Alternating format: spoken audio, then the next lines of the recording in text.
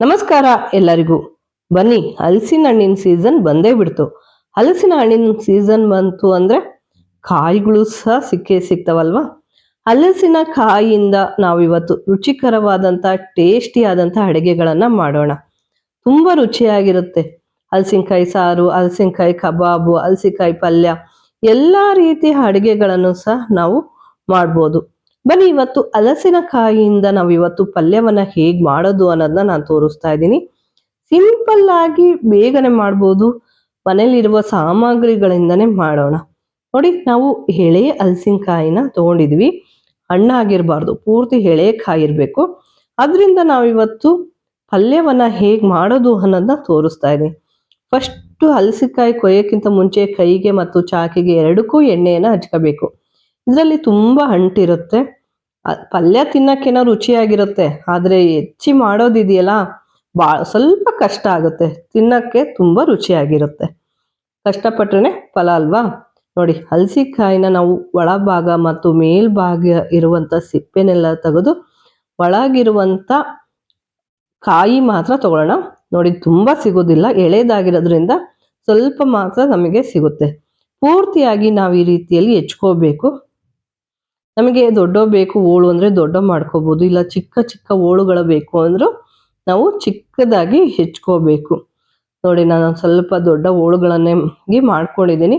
ಯಾಕೆಂದ್ರೆ ಇದು ಬೆಂದ ಮೇಲೆ ಮ್ಯಾಶ್ ಮಾಡಿದ ಮೇಲೆ ಪೂರ್ತಿ ಉದ್ರಾಗಿ ಆಗುತ್ತೆ. ನಾವು ಒಂದು ವಿಷಲ್ ಕೂಗಿಸ್ಕೊಂಡ್ರೆ ಹಾಗೆ ಗಟ್ಟಿಯಾಗಿರುತ್ತೆ. ಇಲ್ಲ ನಮಗೆ ಒಂದು ಸ್ವಲ್ಪ ಮೆತ್ತಗೆ ಬೇಕು ಅಂದ್ರೆ 2ರಿಂದ 3 ವಿಷಲನ್ನ ಕೂಗಿಸ್ಕೊಳ್ಳೋಣ. ನಾವು ಇವನ್ನ ತೊಳೆದು ಕುಕ್ಕರಿಗೆ ಹಾಕೊಳ್ತಾ ಇದೀವಿ. ನೋಡಿ, ಎಲ್ಲವನ್ನೂ ನಾವು ಕುಕ್ಕರಿಗೆ ಹಾಕೊಳ್ತೇವೆ. ಬೇಡ ಅಂದ್ರೆ ನಾವು ಹಾಗೆ ಬೇಯಿಸ್ಕೋಬಹುದು, ಬೇಗ ಬೇಯುತ್ತೆ ಅನ್ನೋದಕ್ಕೋಸ್ಕರ ನಾವು ಕುಕ್ಕರಿಗೆ ಹಾಕೊಳ್ತಾ ಇದೀವಿ. ಸ್ವಲ್ಪ 1 ಸ್ಪೂನ್ ಅಷ್ಟು ಉಪ್ಪನ್ನ ಹಾಕೊಳ್ಳೋಣ. ಬೇಕು ಅಂದ್ರೆ ನಾವು ಪಲ್ಯ ಮಾಡುವಾಗ್ಲೂ ಮತ್ತೆ ನಾವು ಉಪ್ಪು ಹಾಕೋಬಹುದು. ಒಂದು ಅರ್ಧ ಸ್ಪೂನ್ ಅಷ್ಟು ನಾನು ಅರಿಶಿಣದ ಪುಡಿ, ಇಷ್ಟನ್ನು ಹಾಕಿ ಸ್ವಲ್ಪ ನೀರು, ಜಾಸ್ತಿ ನೀರೇನು ಹಿಡಿಯೋದಿಲ್ಲ, ಒಂದು ಅರ್ಧ ಗ್ಲಾಸ್ ಅಷ್ಟು ಇದಕ್ಕೆ ನೀರನ್ನ ನಾವು ಹಾಕೊಳ್ತಾ ಇದ್ದೀವಿ. 2 ವಿಷಲ್ ಕೂಗಿಸ್ಕೊಂಡ್ರೆ ಸಾಕು, ಮೆತ್ತಗಾಗ್ಬಿಡುತ್ತೆ. ನೋಡಿ, ನಾವೀಗ ಬೇಯಿಸ್ಕೊಳ್ಳೋಣ. ತುಂಬಾ ರುಚಿಯಾಗಿರುತ್ತೆ, ಸಿಂಪಲ್ ಆಗಿರುತ್ತೆ, ಬೇಗನೆ ಆಗುತ್ತೆ. ನೋಡಿ, ಇವಾಗ ಹಲಸಿನ ಕಾಯಿ ಸಹ ಬೆಂದಿದೆ. ಬನ್ನಿ, ನೆಕ್ಸ್ಟ್ ನಾವಿವಾಗ ಒಂದು ಬಾಣಲಿಯನ್ನ ಇಟ್ಟು, ಬಾಣಲಿ ಕಾದ ಮೇಲೆ ಅದಕ್ಕೆ 2ರಿಂದ 3 ಸ್ಪೂನ್ ಅಷ್ಟು ನಾವು ಎಣ್ಣೆಯನ್ನ ಹಾಕ್ತಾ ಇದ್ದೀವಿ. ಎಣ್ಣೆ ಕಾದ ಮೇಲೆ ಇದಕ್ಕೆ 1 ಸ್ಪೂನು ಸಾಸಿವೆ ಒಂದು ಸ್ವಲ್ಪ ಚಟ ಅನ್ನೋದಕ್ಕೆ ಬಿಡೋಣ. ಆಮೇಲೆ ಇದಕ್ಕೆ ಸಣ್ಣದಾಗಿ ಹೆಚ್ಚಿಕೊಂಡಿರುವಂತ ಈರುಳ್ಳಿನೂ ಹಾಕಿ ಹಸಿ ವಾಸನೆ ಹೋಗೋವರೆಗೂ ಇದನ್ನ ಹುರ್ಕೋಬೇಕು. ಸ್ವಲ್ಪ ಕರಿಬೇ ಸೊಪ್ಪು, ಹೆಚ್ಚಿಗೆ ಮಸಾಲೆ ಇಲ್ಲದೆ ನಾವು ಮಾಡ್ಬೋದು. ಈಗ ಕರಿಬೇ ಸೊಪ್ಪನ್ನು ಹಾಕಿ ಹಸಿ ವಾಸನೆ ಹೋಗೋವರೆಗೂ ಇದನ್ನ ಹುರ್ಕೊಳ್ಳೋಣ. ಹಸಿ ವಾಸನೆ ಹೋಗೋವರೆಗೂ ಇದನ್ನ ಹುರ್ಕೊಂಡ್ಮೇಲೆ ನಾವು ಇದಕ್ಕೆ ಸಣ್ಣದಾಗಿ ಹೆಚ್ಚಿಕೊಂಡಿರುವಂತ ಟೊಮೊಟೊ ಹಣ್ಣನ್ನು ಸಹ ನಾವು ಹಾಕ್ತಾ ಇದ್ದೀವಿ. ನೋಡಿ, ಸಣ್ಣದಾಗಿ ಹೆಚ್ಚಿಕೊಂಡಂತ ಟೊಮೊಟೊ ಸ್ವಲ್ಪ ಮೆತ್ತಗಾಗೋವರೆಗೂ ಇದನ್ನ ಎಣ್ಣೆಯಲ್ಲೇ ನಾವು ಹುರಿಯೋಣ. ತುಂಬಾ ಟೇಸ್ಟಿ ಕೊಡುತ್ತೆ. ಜಾಸ್ತಿ ಮಸಾಲೆ ಬೇಕು ಅನ್ಸೋದು ಇಲ್ಲ, ಸಿಂಪಲ್ ಆಗಿ ಮಾಡ್ಕೊಂಡು ತಿಂದ್ರು ಸಹ ತುಂಬಾ ರುಚಿಯಾಗಿರುತ್ತೆ.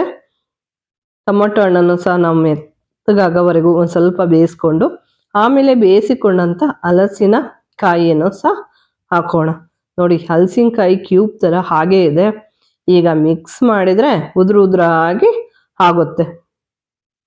ನಾವು ಬೇಯೋದಕ್ಕೆ ಉಪ್ಪನ್ನು ಸಹ ಹಾಕೊಂಡಿದ್ವಿ. ನೋಡಿ, ರುಚಿಗೆ ಎಷ್ಟು ಬೇಕು ಅನ್ನೋ ಅಷ್ಟು ಉಪ್ಪನ್ನ ಸೇರಿಸೋಣ. ಮತ್ತೆ ಉಪ್ಪು ಆಗ್ಬಿಡುತ್ತೆ, ನೋಡಿ ಹಾಕೋಬೇಕು. ಅಚ್ಚ ಖಾರದ ಪುಡಿ 1 ಸ್ಪೂನ್. ನಿಮಗೆ ಖಾರ ಜಾಸ್ತಿ ಬೇಕು ಅನ್ನೋರು ಖಾರದ ಪುಡಿನ ಜಾಸ್ತಿನೇ ಹಾಕೋಬಹುದು. ಒಂದು ಅರ್ಧ ಸ್ಪೂನ್ ಅರಿಶಿಣದ ಪುಡಿ, ಹಾಗೆ ನಾವು 1 ಸ್ಪೂನ್ ಅಷ್ಟು ಸಾಂಬಾರ್ ಪುಡಿ, ಇಷ್ಟನ್ನು ಹಾಕಿ ಈಗ ಇದನ್ನ ಮಿಕ್ಸ್ ಮಾಡ್ಕೊಳ್ಳೋಣ. ಮಿಕ್ಸ್ ಮಾಡಿ ಚೆನ್ನಾಗಿ ಇದನ್ನ ಒಂದು 5ರಿಂದ 10 ನಿಮಿಷ ಇದನ್ನ ನಾವು ಬೇಯೋದಕ್ಕೆ ಬಿಡ್ತಾ ಇದ್ದೀವಿ. ಸ್ವಲ್ಪ ಗರಂ ಮಸಾಲ ಬೇಕು ಅಂದರೆ ಹಾಕೋಬಹುದು, ಇಲ್ಲ ಅಂದರೆ ಇದನ್ನು ಸ್ಕಿಪ್ ಮಾಡ್ಬೋದು. ಈಗ ಇದನ್ನ ಪೂರ್ತಿಯಾಗಿ ಮಿಕ್ಸ್ ಮಾಡ್ಕೋಬೇಕು. ನಾನು ಹೇಳಿದೆ ಮಿಕ್ಸ್ ಮಾಡುವಾಗ ಉದ್ರ ಆಗುತ್ತೆ, ಕ್ಯೂಬ್ ಥರ ಇರೋವು ಹಾಗೆ ಉದ್ರ ಆಗುತ್ತೆ ಅಂತ. ಇದನ್ನ ಒಂದು 5 ನಿಮಿಷ ಬೇಯೋದಕ್ಕೆ ಬಿಟ್ಟು ಒಂದು ಜಾರಿಗೆ ಸ್ವಲ್ಪ ಕಾಯಿ, ಬೆಳ್ಳುಳ್ಳಿ ಒಂದು 2 ರಿಂದ 3 ಬೆಳ್ಳುಳ್ಳಿ ಅಸಲು, ಹಾಗೆ ಶುಂಠಿ, ಟೊಮೊಟೊ ಹಣ್ಣು ಒಂದು ದಪ್ಪ ಹೆಚ್ಚಿರೋದು, ಈರುಳ್ಳಿ ಒಂದು ದಪ್ಪ ಹೆಚ್ಚಿ, ಹಾಗೆ ಹಸಿಮೆಣಸಿಕಾಯಿ ಖಾರದ ಪುಡಿನೂ ಹಾಕಿದ್ವಿ. ಹಾಗಾಗಿ ನಾನು 2 ಮಾತ್ರ ಹಸಿಮೆಣಸಿಕಾಯಿನ ಹಾಕಿ ಇದನ್ನ ನುಣ್ಣಗೆ ನಯಸ್ಸಾಗಿ ಇದನ್ನು ರುಬ್ಕೊಳ್ತಾ ಇದ್ದೀನಿ. ಈಗ ರುಬ್ಬಿರೋದಾಗಿದೆ. ರುಬ್ಬಿರೋ ಮಿಶ್ರಣನೂ ಸಹ ನಾನು ಹಾಕ್ತಾ ಇದ್ದೀನಿ. ಈ ರೀತಿ ಮಾಡೋದ್ರಿಂದನೂ ಸಹ ಪಲ್ಯ ತುಂಬಾ ಟೇಸ್ಟಿ ಕೊಡುತ್ತೆ, ರುಚಿಯನ್ನು ಸಹ ಕೊಡುತ್ತೆ.